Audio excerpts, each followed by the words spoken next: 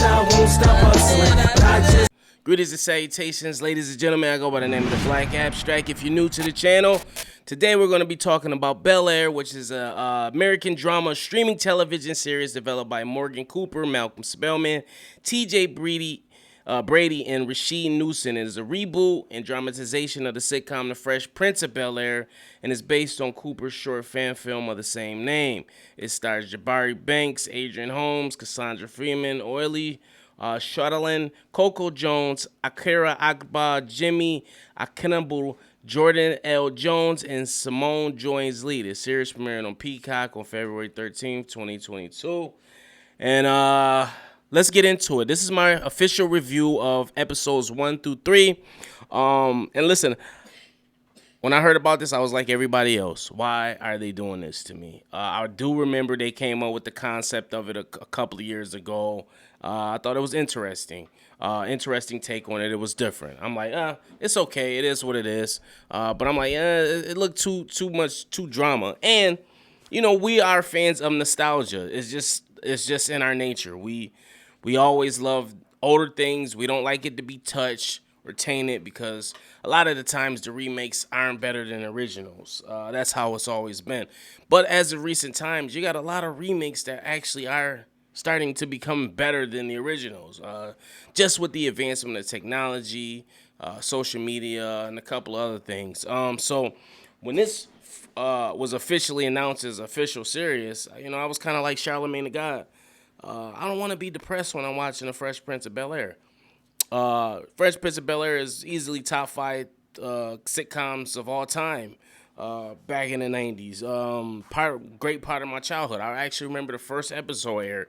It was a big deal. Yo, this that rapper dude. This is his first show. He got coming on. He's premiering. Let's see how it is. And I remember it aired, and everybody was like, not bad. And then as the show went on and continued to excel, it just became a home favorite for everybody. You know what I'm saying? So,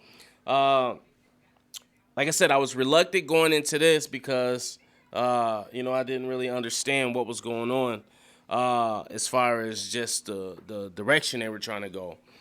So I saw somebody on my Facebook page, shout out to Spin, and they made a post about it, and I was just like, you know what, I'm going to check it out. I got Peacock. I've had Peacock for months. My boy Billy actually is the one that uses it. I gave him the password and shit. And he actually been using it because he's an Office fanatic.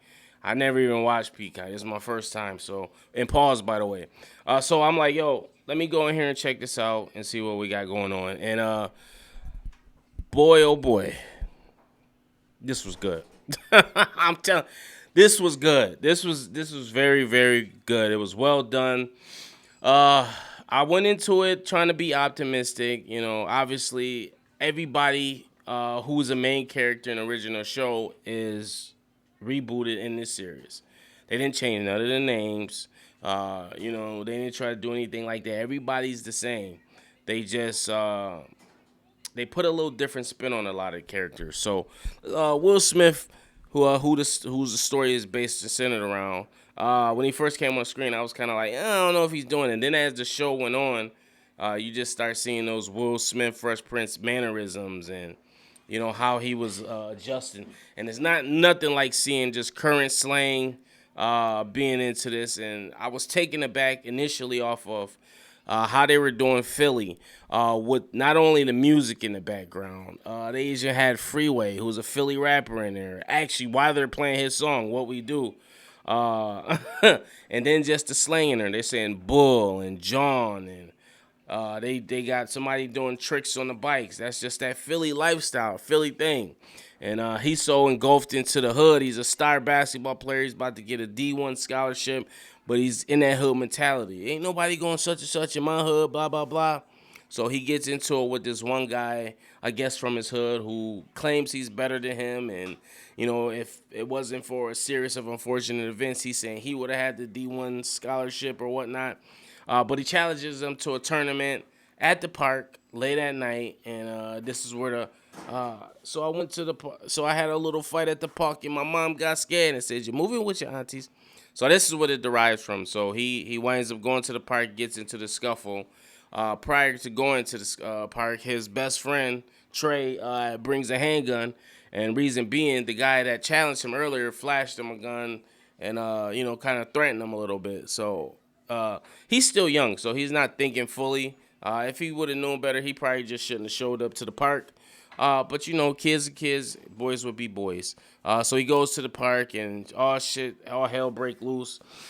And this is big time drug dealer that works or that's at the park as well. And he's betting on his guy, the guy they challenged earlier, that actually works for him, $2,000. So Will winds up winning the $2,000, but the guy he beats gets disgruntled and throws the ball, and he winds up hitting the big time D-boy, and he doesn't know who did it. So he automatically assumed it was Will Smith's friend.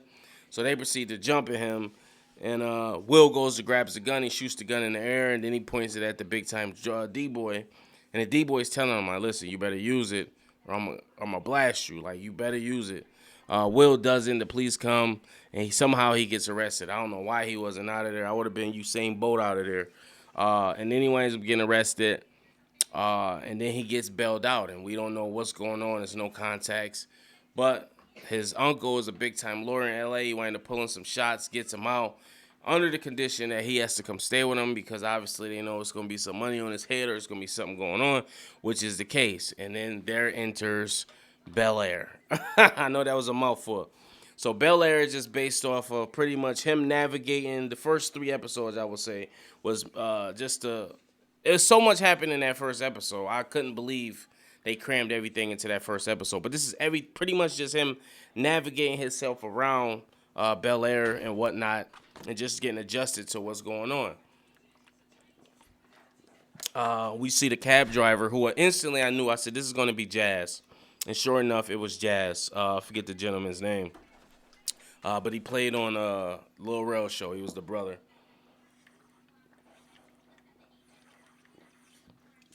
So he plays Jazz. We see Aunt Viv right off the bat. And amazing actress, Cassandra. I believe her name is Cassandra. Let me see. Cass. Let me see. Yeah, Cassandra Freeman plays Vivian. She does a great job. Everybody did a great job in their respective roles. We see Jeffrey right off the bat. And I love the fact they got all the characters looking younger. They're leaner. But they still got their... Jeffrey's still... England or Jamaican, whatever. He still has his accent, but he looks more lit, fit and leaner. He's more so like a ladies' man, and he's not like a butler. He's the house manager. That's how they phrased it. And when him and Will and Jazz first pull up to the house, they're like, "Damn!" About how big the house is. Then you meet Hillary, and I like the fact they didn't do Hillary. She's not a dunce. She's not an idiot. She's actually ambitious influencer who also cooks and has her stuff together, somewhat. You know what I'm saying? She's still figuring it out, but I like the fact they didn't make her a complete airhood. I thought that was pretty dope. Carlton, same short, inferior to Will, and they don't get along at all. And that's where a lot of the show comes in. The plot and storyline revolves around these two in the first 2 episodes because Will gets introduced to his friends and they're saying the N-word, and he's like, yo, why are you letting them say this? And you should be standing up, blah, blah, blah. And Lisa, who's played by the beautiful Nia Long back in the day, is here. And she probably was my least favorite character. First of all, I didn't think she looked like Lisa, but I understand they had to make her, she was what she was. She just wasn't my type as far as a girl, but not saying she wasn't pretty enough. But I didn't like the fact that she dated Carlton first, and then she was dating the cousin, because that's messy. That same thing with Euphoria, with Maddie and Cassie. Whether we're not dating currently or whatnot, that's just messy. That's like, she shouldn't have did that, and then Will should have known better not to do that. But, Will is a fish out of water. He doesn't really have anybody to bond with, and she's relatable, and we learn she's there on a scholarship, so it's just the easiest option. You even got little Ashley, who kind of got played to the wayside. I don't know if she's going to be more more of a central figure in the later episodes. But for now, she's just a 12-year-old kid who has smart quips here and there. We learned that Philip is a grounded black dude, fit as well, and he's running for I think DA or councilman. I think the DA.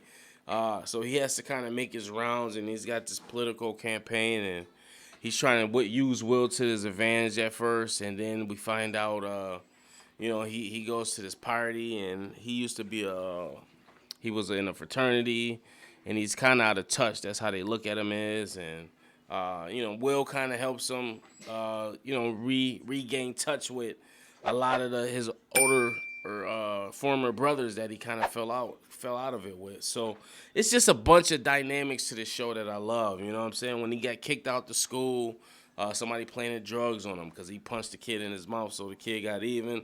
I just enjoyed this thoroughly, these first 3 episodes. And if this is a continuation of how it's going to go, I'm all here for it. You know, you got the jealous cousin Carlton.